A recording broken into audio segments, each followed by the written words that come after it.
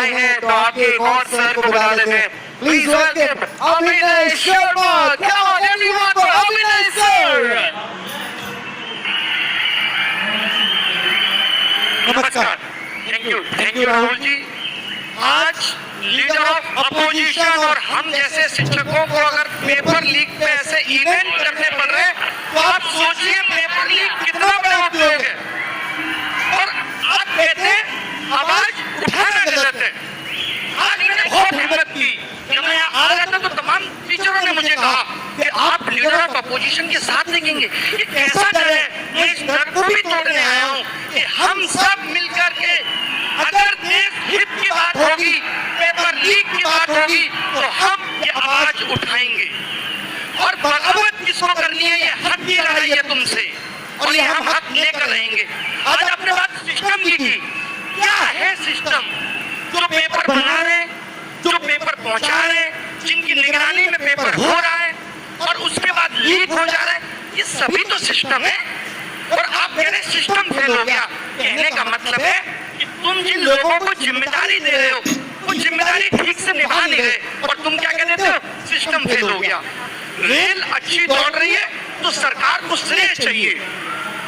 सब कुछ everything in this country is happening good in the नेतृत्व of प्रधानमंत्री। लेकिन जब प्रॉब्लम आ जाएगी सिस्टम जिम्मेदार है। तब सिस्टम क्यों? 22 लोगों ने आत्महत्या कर दी। क्या देश के प्रधानमंत्री, शिक्षा मंत्री की संवेदना नहीं थी? इसमें नहीं आनी चाहिए थी? ये दर्द देश के लोगों का नहीं है? इन कैमरों से पता चला है कि कैमरा हर जगह पहुंचा है, पेपर लीक नहीं पकड़ पा रहे आप।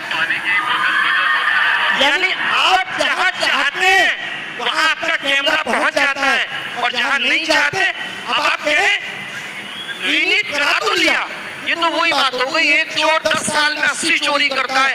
एक बार अपने उससे चोरी के बाद छीन लिया, बस काम खत्म हो गया। ये कैसा न्याय है साहब? एक इंसान को भूख सिर्फ रोटी की नहीं है, उसकी पूरी आगे आने वाली पीढ़ी इस पेपर लीक से प्रभावित होगी। मैं ये मानता था, राहुल जी आपके सामने कह रही हूँ कि भाई पीएम इज वेरी विजनरी। ये कैसा विजन था कि हम नकली डॉक्टर बना रहे हैं, हम नकली इंजीनियर बना रहे हैं और फिर हम आगे आने वाले 10 साल में इस पे चर्चा कर रहे होंगे फला फुट टूट गया और ऐसा होना शुरू हो गया। ये क्यों हो रहा है? क्योंकि हम पेपर लीक नहीं रोक पाए। आप बात बात पे कहते हैं कि नेशनल सिक्योरिटी पे खतरा है और जो बीएसएफ के एग्जाम में पेपर लीक से बंदा पहुंचा है, असली खतरा तो ये है नेशनल सिक्योरिटी पे। इस पे आपका ध्यान नहीं है क्योंकि आप इसे ठीक नहीं करना चाहते। बात मनसा की है।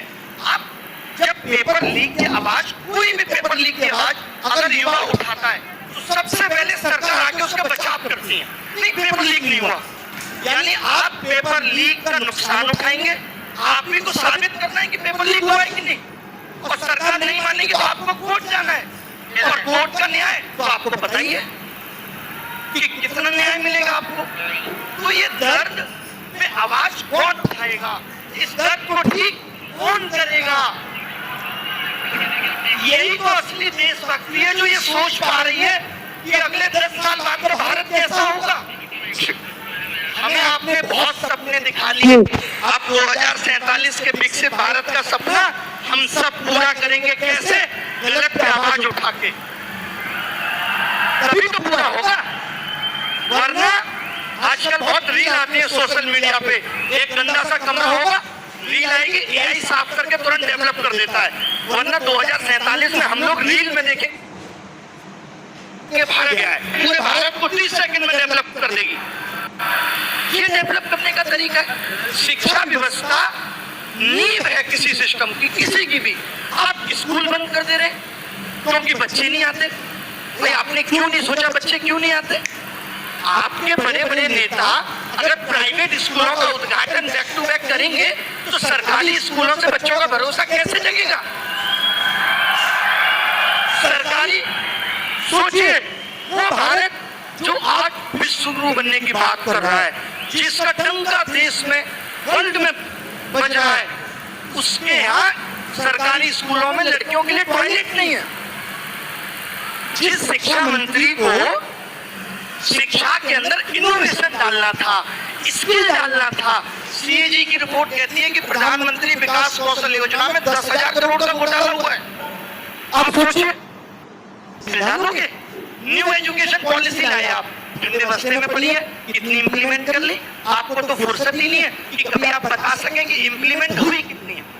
आपने कहा हम कॉमन एंट्रेंस टेस्ट लाएंगे। मैं कुछ एक आंकड़े राहुल जी आपके सामने बताना चाहता हूँ। आपने भी कुछ पेपर भारत में अगर दिए हो या आप लोगों ने दिए हो, तो आज से 10 साल पहले नोटिफिकेशन आता है।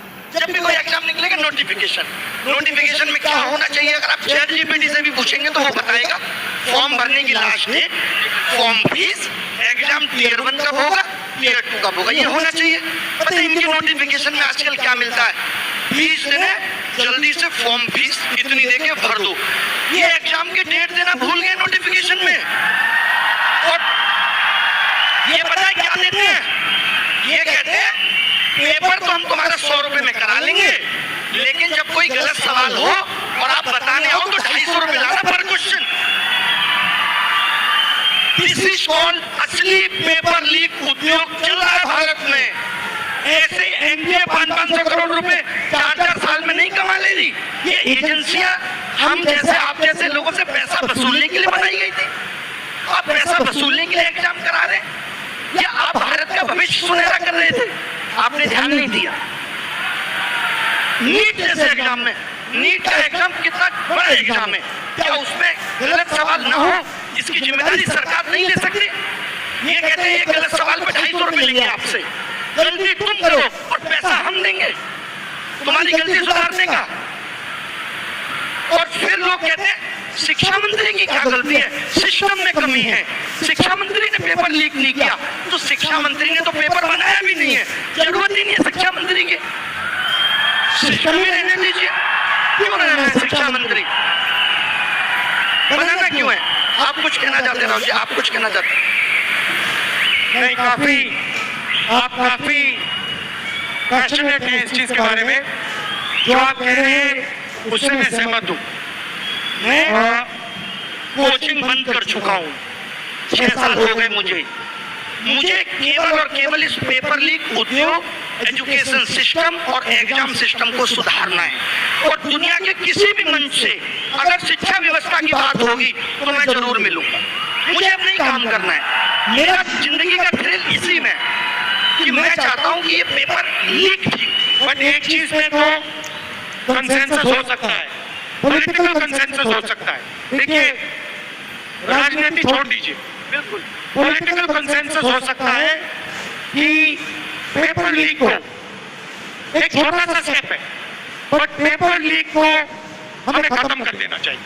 फर्स्ट स्टेप ये तो कंसेंसस हर पार्टी में हो सकता है और इस कंसेंसस को डेवलप करना और इसको इम्प्लीमेंट करना सबकी जिम्मेदारी।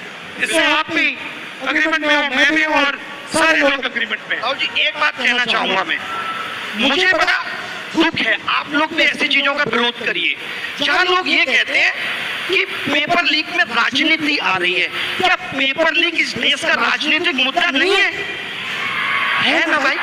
तो क्या आप ये मानते हो कि पेपर लीक के लिए सत्ताधारी पार्टियां कभी आवाज उठाएंगी?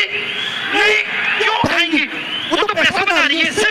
तो पेपर लीक पे आवाज विपक्ष, हम जैसे शिक्षक ही उठाएंगे। तो कोई आपको कहता है कि पेपर लीक पे क्यों बोल रहे? क्योंकि इनको देश की चिंता है, हमें देश की चिंता है। तो इससे मत डरिए। लोग कहते हैं मैं नहीं डरता इन बातों से, मैं आया हूँ पेपर लीक पे बोलने। मेरा किसी पार्टी विचारधारा से कोई मतलब नहीं, मेरी विचारधारा देश हित है और उसी के लिए काम करेंगे। Thank you brother, nice to meet you, thank you very much.